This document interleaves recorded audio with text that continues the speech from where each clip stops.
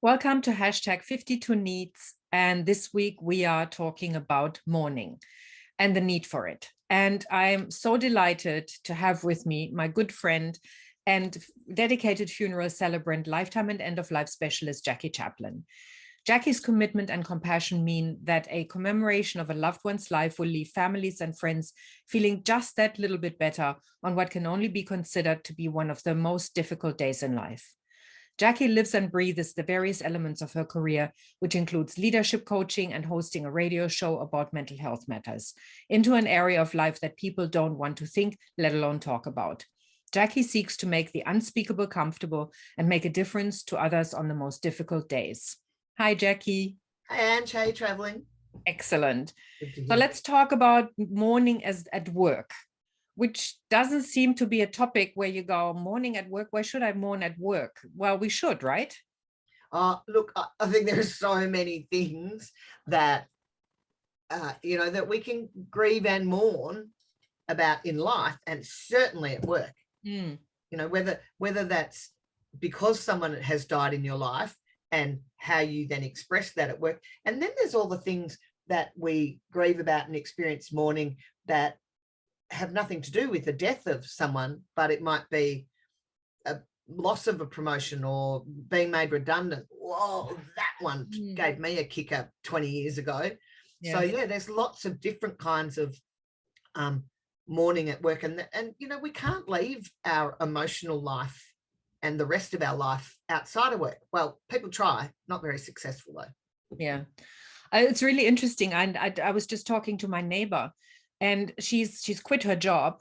Well, actually, she wanted to leave because it was no longer working for her, and she got offered a new job, but she didn't take it until, she didn't resign until she had the contract firmly in hand. So because of that, she literally has a weekend between jobs. Yeah.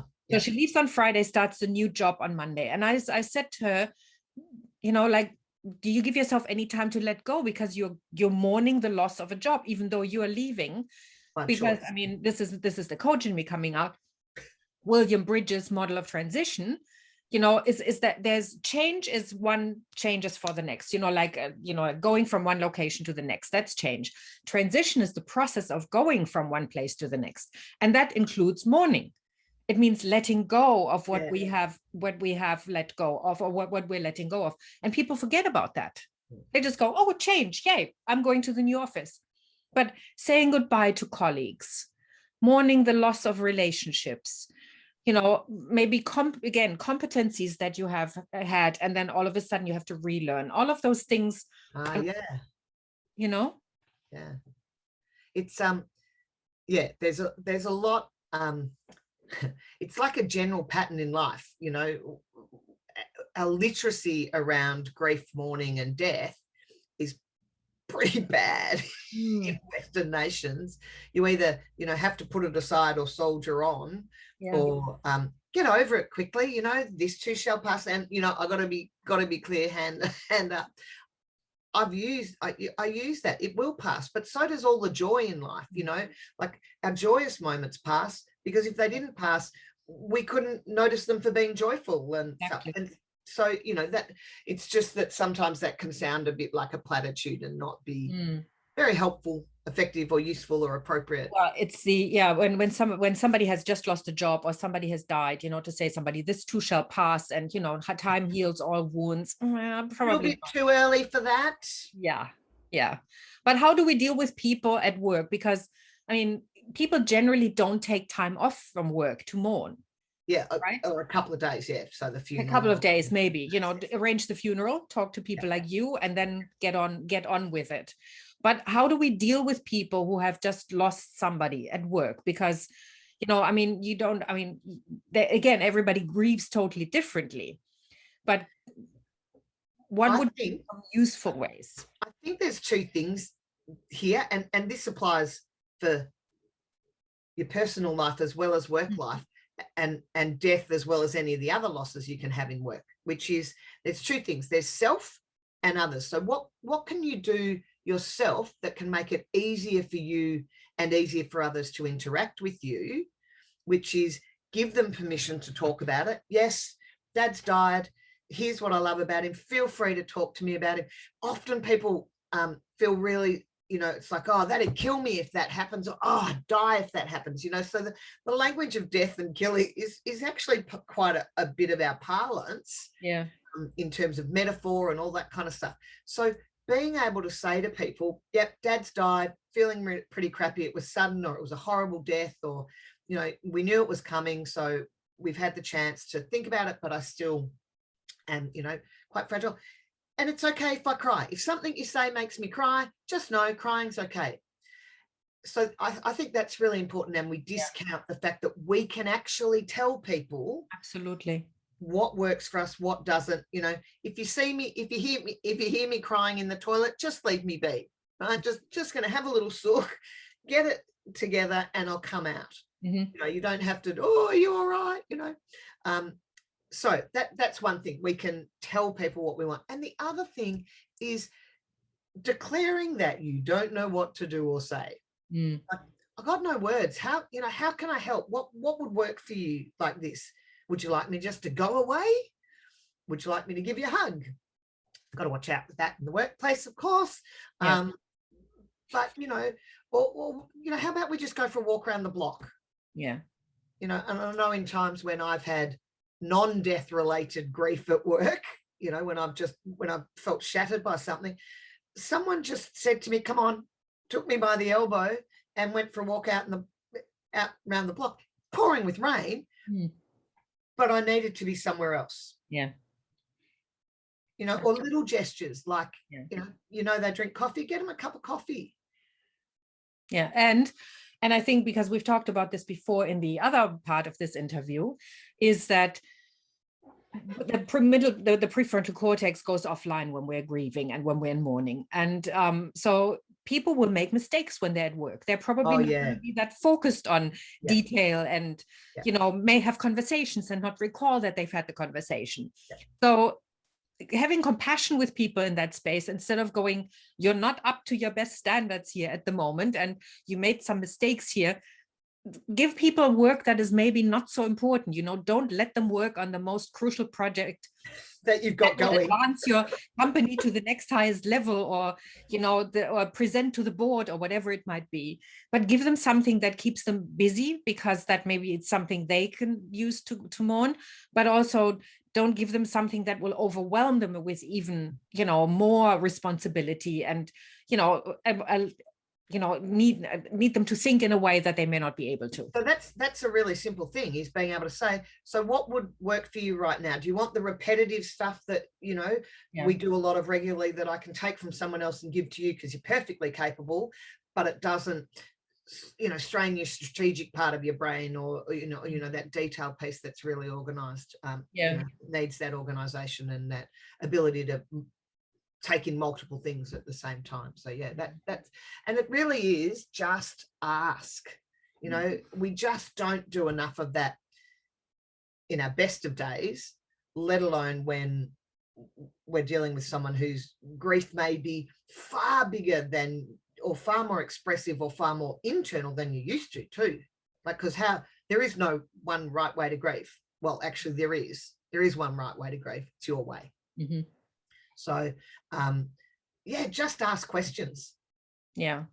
And when we're talking about when somebody has lost a job, you know, again, it's also the tiptoeing around it. And, you know, we don't really know how to address that. You know, it's like, should we feel sorry for the person, even if I don't know. I mean, even if they have left the job, you know, what did go wrong, or, you know, whatever it might be. But again, it's asking the question, being honest about it. I mean, mourning is just being present with somebody for me. You know, like, just being there. Absolutely. Just as you said, ask. But we just tiptoe around all of these issues that loss, or in any way. And again, relationships. When marriages break down. Marriages, you know, all pets of dying. Sorry? Pets dying. That's another one. Yeah. Like, oh, you know, well, a pet's a pet. Whereas for other people, pets are children. Exactly. Yeah. So there are so many aspects in life where there's physical death, but there's also, you know, like like an identity death could be, you know, like, I mean, Yeah, like or reputation. Yeah, when your reputation. There could be gets- all sorts yeah. of things. Like, I mean, a friend of mine had raised her children and she wanted to go back to being a nurse. She hadn't worked for 20 years and she was a registered teaching nurse. She was teaching other nurses, and Yeah. she found out that none of her credentials were worth anything anymore. Oh, There was yeah. no recognition of prior learning, nothing. They told her she had to start from scratch. That was and she had always considered herself a nurse. You know, so all of a sudden to find out that she wasn't even legally allowed to call herself a nurse anymore, that was big. That was really big. That just made my brain explode in terms of anyone moving to a new country. So you can be trained as a doctor in one country, but you come here, you can't be a doctor because your English isn't good enough to go through the medical stuff again. So you become a cleaner. Yeah. Or your English is good enough, but they don't recognize your qualification. Oh, yeah, absolutely. You know, which happens to a lot of people. Yeah. So, and I was just at a business event yesterday, and I found out that you know, they in Queensland, it was the German Business Association and the German Chamber of Commerce, that they are only that especially women coming from Germany here to Australia often lose their credentials. They are not allowed to practice what, you know, because the education in Germany is so different. And for example, the legal system is so different. So lawyers, you know, people who are highly qualified cannot practice their craft here. And that would definitely Ben-Hur, when you think about it. It's bigger than Ben-Hur. Absolutely. That yeah. Oh, and COVID's another thing. You know, that I think about all the entertainers, the musicians, the actors, you know, the live theatre, that's such an important, vibrant part of our lives. Yes. And they've completely lost their industry, wedding industry. You know, there's lots of things where certainly that this handling grief, loss, mourning is probably bigger in the non-death space than it's ever been, and yet we've also got all the death stuff going on that just happens in normal life. So yeah, I know that I talk a lot. I mean, I've been working remotely. I mean, for me, my life hasn't changed that much because most of my work is actually online. The one thing I don't do is training, and I ran my first training program in a year and a half a couple of weeks ago, and it was like, yes. And I hadn't realized how much I missed it. But I also talk a lot to people who are not used to working at home and by themselves. And they just mourn the company of the people they're with. You know, no sitting and having a coffee together. Yep. I mean, I'm used to corridor conversations. Yeah. Exactly. The spontaneous brainstorms, you know, all of these things that used to be so automatic and that we took for granted and are no longer there. And we had to go through this whole process, and people are still going through that. Yeah. We went through, it's just temporary. It's just for a few weeks to, okay, we'll get through that, to now it's going to continue. It's going to be a few more months, and it keeps dragging on and dragging on. And people go back into mourning every single time.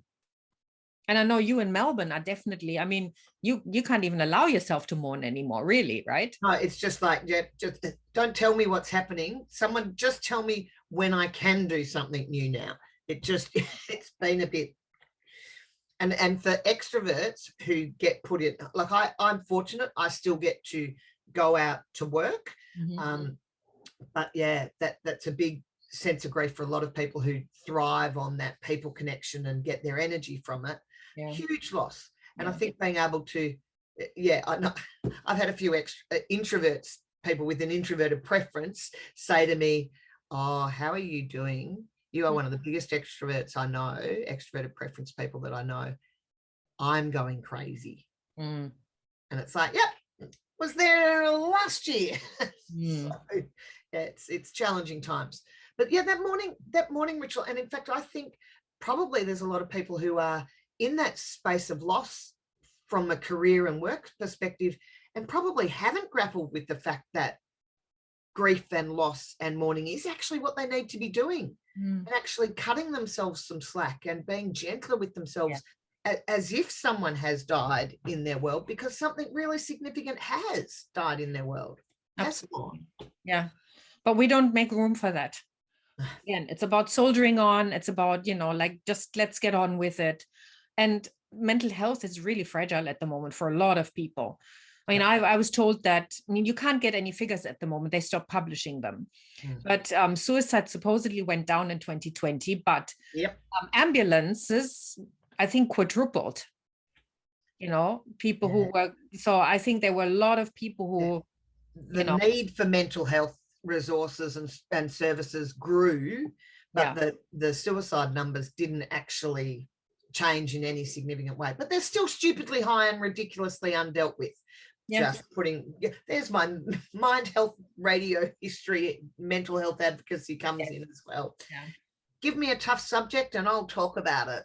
Absolutely. And I know that I can do that always with you. Okay, so basically we need to mourn. It's really, really important because it helps us really develop. I know this sounds really ridiculous because it's somebody or something has happened and we've lost it. But it's not really, oh, yay, I learned from that in that sense of, I don't know, I don't want to take away from the loss, but it does help. I mean, grieving and mourning is so important because, again, it's about growth and hope. And possibility, it's that classic, cliches for a reason. One door closes. And another one opens. Which doors can you see? Like, can you only see one door? Can you see no doors?